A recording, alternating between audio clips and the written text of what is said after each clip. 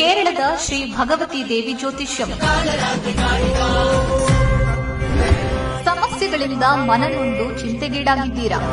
ಕಷ್ಟ ಕಾರ್ಪಣ್ಯಗಳಿಂದ ಹೊರಬರಬೇಕೆ? ಎಲ್ಲಿದೆ ಸಮಸ್ಯೆ? ಯಾರಿಂದ ಪರಿಹಾರ?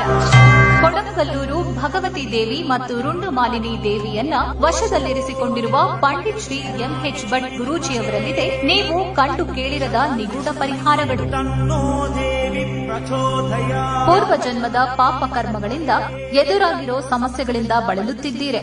ವಿದ್ಯಾಭ್ಯಾಸದಲ್ಲಿ ನಿರಾಸಕ್ತಿಯೇ?